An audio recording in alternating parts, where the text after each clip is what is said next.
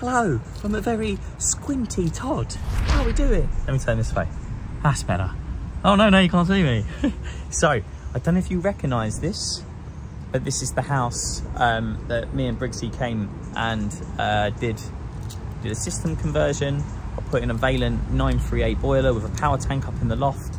I'm back today because my customers were so happy. They want the downstairs loo doing. So let's get into it, shall we? So this is what I'm doing. So today I'm going to do the radio again today, so I'm not going to do too much today, but I'm just going to be taking this toilet out, taking this basin out, whipping that rad off, and essentially our plan for the moment is that I'm going to be boxing this across another wall hung frame, and the frame that we're going to have is going to be the Rocket in Wash Inspirer again. So you're going to come out and spray your bum and all the rest of it. It's lovely. So I've got to work out power, getting power to this. I can either come through that room or this room.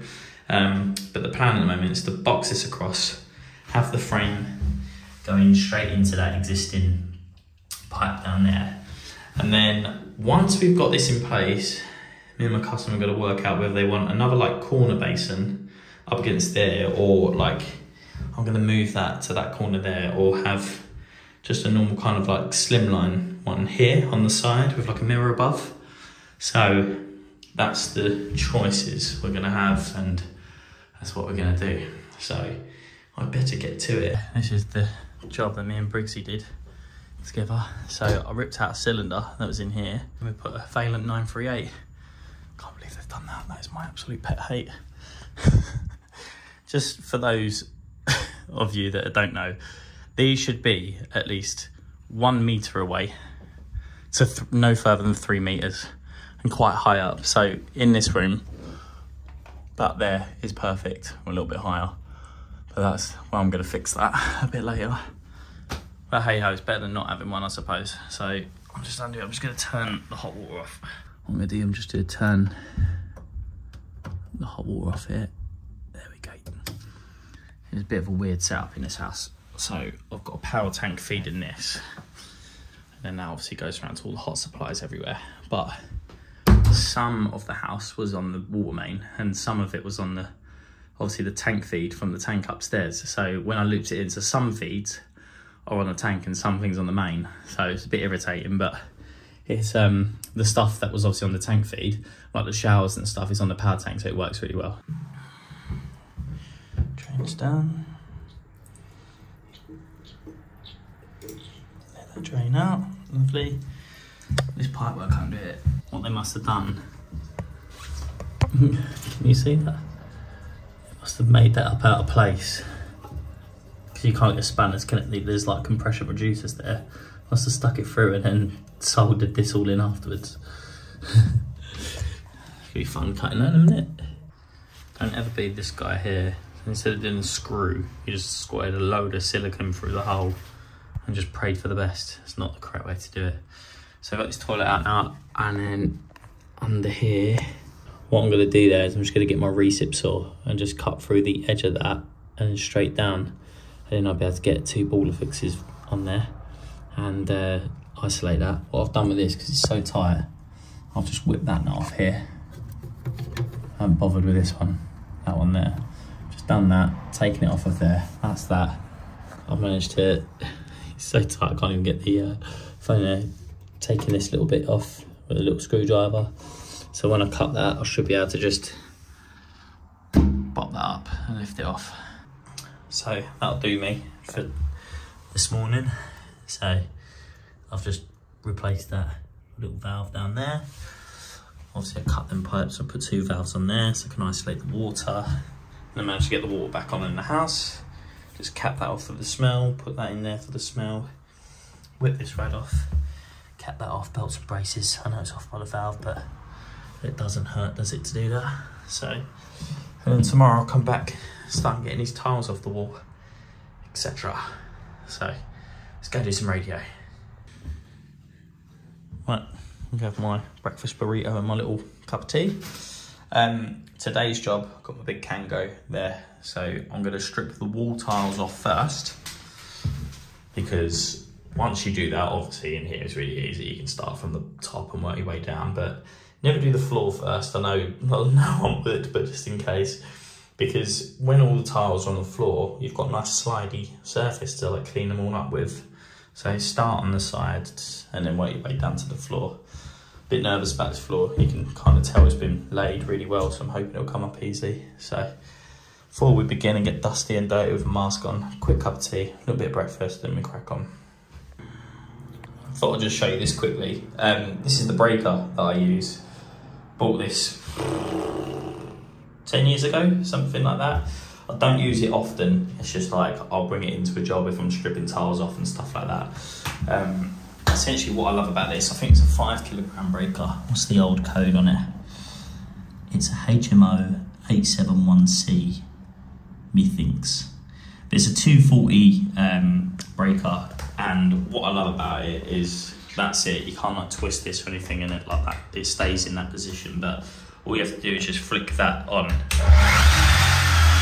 don't have to hold the trigger, you can just use it. So it's great if you've got a load of stripping out, you've got a big bathroom to do, you just leave it on. And being that it's 5 kilogram, it really just breaks everything up really easily. So well worth an investment. I'm sure other brands, like I bet Metabo do one now.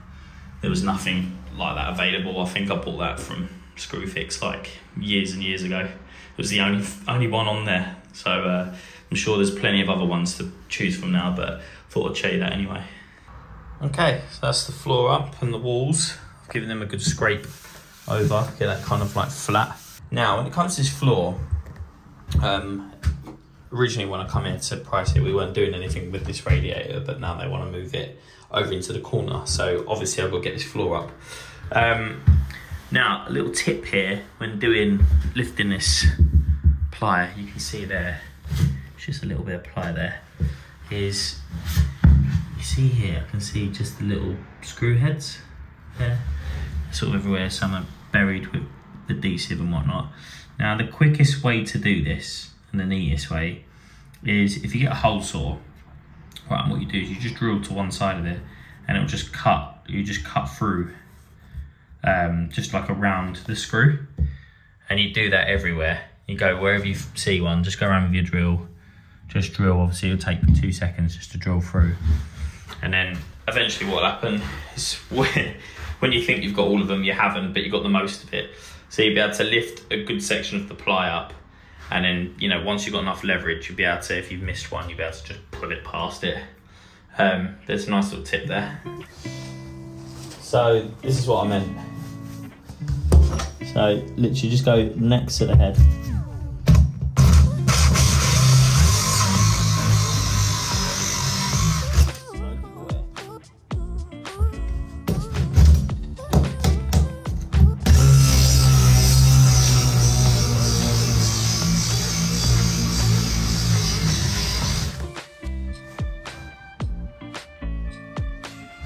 Jesus, I need to treat myself to some new bits.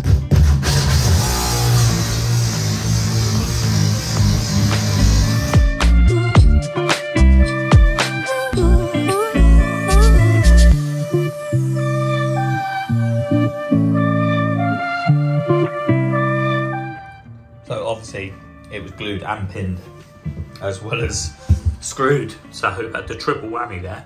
What I can do now, also I'm not going to do it with my screwdriver, but you can do it with your screwdriver, but a hammer is probably the best thing. So just pick these off. Oh, come on, one-handed nonsense. And then I can either unwind that, but I'll probably just get my Nipex twin grips and just unscrew these, and that'll be good to go.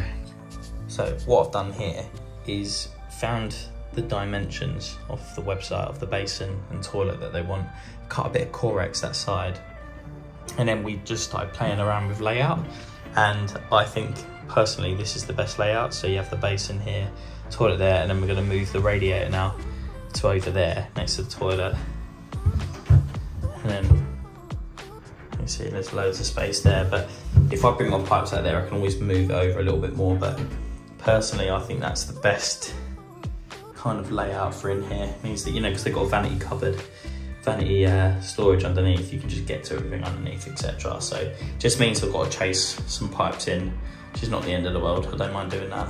So yeah, it's good. Yo, sorry, I've been a bit busy this morning.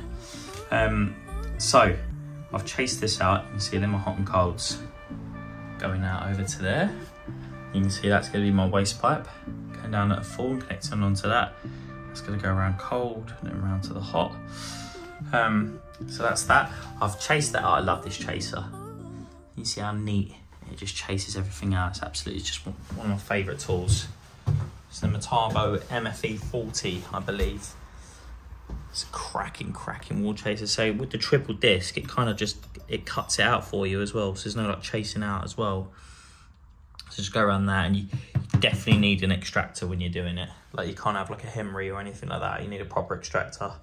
And it makes it pretty much like dust free. You see I've been chasing out there this morning and there's just hardly any dust in there. It's incredible. So well worth getting yourself one of these if you're chasing in sparks, plumbers, carpenters, anything, anyone needs a bit of chasing. Well worth investing.